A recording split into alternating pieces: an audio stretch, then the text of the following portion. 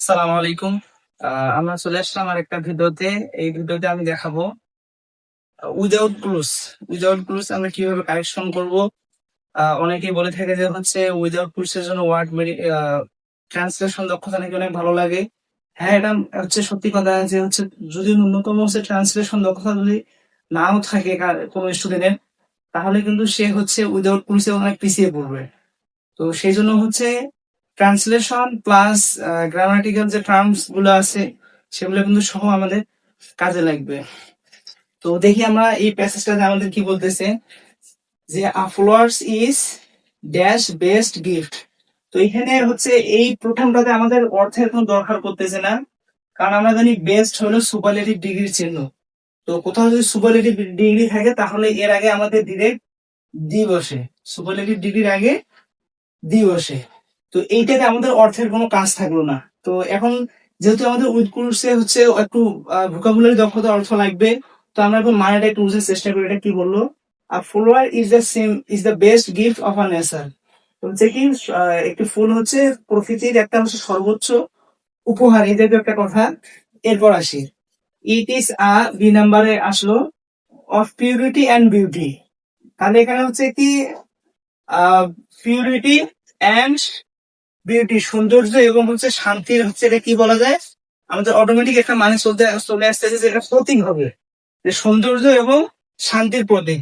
কারণ এখানে হচ্ছে সিম্বল, এইটা আমাদের অর্থের উপর ভিত্তি করে বসলো। It is a symbol of purity and beauty. এরপর আসি পরবর্তী আপনি, ইট এটি ড্যাশ আস আমাদের প্লেজার শান্তি। তাহলে এটি আমাদের শান্তি, তাহলে মাঝখানে কি আসতেছে, দেয়। তাহলে দেওয়ার ইংরেজি হচ্ছে গিভ, তাহলে ইট গিভ আস প্লেজার। এরপর আসি, there is no body loves a flower. তো আমরা হচ্ছে গ্রামারে হচ্ছে চেঞ্জিং সেন্টেন্স একটা রুলস করে, যে দেয়ার ইজ নো বডি, এরপর হচ্ছে লাভস আ ফ্লোয়ার। তো এখানে আমরা এখানে ভুল লিখবো। কেন ভুল লিখলাম, এটা একটা গ্রামেটিক্যাল টার্মস অটোমেটিক মনেও আসতেছে। এবং আরেকটা বিষয় হলো দেয়ার ইজ নোবডি, এখানে কেউ নেই। হু লাভস আ ফ্লোয়ার, যে ফুল ভালোবাসে না। এই যে একটা নেগেটিভ সেন্টেন্স, এর সামগ্রিক বিষয়কে বুঝলো, এই জন্য হু লিখলাম আমরা। আচ্ছা, এরপরে আসি, ই নাম্বারে আসি, but it is dash matter of শ্রোদার। তো এটা হচ্ছে আমরা যখন হচ্ছে অ্যাপ্লিকেশন লিখি, অ্যাপ্লিকেশন লেখার সময় যে কোনো কিছুতে প্রতিষ্ঠা বা এরকম কিছু, তখন দেখা যাচ্ছে কি, যে but it is a matter of so that there is no computer club in our school. এই যে দেখো অটোমেটিক চলে আসছে এখানে, তাহলে কি হচ্ছে, এ হচ্ছে। তো ম্যাটার অফ সো দ্যাট, তো এই কথাগুলো থাকলে এখানে এ বসে। এগুলো হচ্ছে ফ্রেশের মতো, কিছু কিছু কথা আছে ফ্রেশের মতো, পরবর্তী অংশ বা সামনের অংশ দেখলেই ওইখানে কি হবে, অটোমেটিক মাথায় চলে আসে। এরপরে আসি, এফ নাম্বারে আসি, so that a flowers does not long. তাহলে হচ্ছে কি, it is a matter of so that, যে এটা খুবই দুঃখের বিষয়। আর ফ্লোয়ার্স ডাস নট, একটি ফুল কি লং আছে, তাহলে এখানে আমরা অর্থের উপর ভিত্তি করে লাস্ট লিখবো। লাস্ট লং মানে একটি ফুল দীর্ঘদিন হচ্ছে থাকে না। আচ্ছা, একটি ফুল হচ্ছে কি দীর্ঘ সময় হচ্ছে বেঁচে থাকে না, ও হচ্ছে কি 1 ঘন্টা 2 ঘন্টা বা একদিন 2 দিন বা সর্বোচ্চ 1 সপ্তাহ পর ফুলটা হচ্ছে কি নষ্ট হয়ে যায়। এই সে লাস্ট লং, এটা গেল, এটা অর্থের উপর ভিত্তি করে বসলো। এরপর আসি, ইট ব্লুমস। আচ্ছা, এই দেখো দা মর্নিং আছে, তাহলে সময় বুঝে হলো। এটা একটু ফ্রেশের মতো বলা যায় কিরকম, যে in the morning, in the morning, in the afternoon, তারপর হলো ইন দা ইভিনিং, এই জাতীয় যে কথাগুলো আছে এটা সেই রকম একটা কথা। যেহেতু পরেরটা মর্নিং আছে, আমরা ইন লাগাইলাম। হ্যাঁ, দেখবা যে অর্থের দিক দিয়ে ওটা ঠিক আছে। আচ্ছা, গেল এটা। এরপর আসি, আহ and fades away very soon, এটা গেল। এরপর হচ্ছে নাও আর ডেস ফ্লোয়ার্স। তো এখানে একটা বিষয় দেখতেছি, ফ্লোয়ার্স হচ্ছে প্লুরাল সাবজেক্ট। প্লুরাল আমরা জানি সিঙ্গুলার সাবজেক্টে সিঙ্গুলার ভার্ব নিতে হয়, প্লুরাল সাবজেক্টে প্লুরাল ভার্ব নিতে হয়। যেহেতু এটা প্রেজেন্ট টেন্সের একটা বাক্য এবং হচ্ছে কি প্লুরাল সাবজেক্ট আছে, এজন্য প্লুরাল ভার্ব নিলাম, আর নিলাম। এবং এখানে আরেকটা বিষয় কি আমরা পরে দেখতেছি, আরেকটা বিষয়, যে কাল্টিভেটেড মানে ইডি যুক্ত আছে।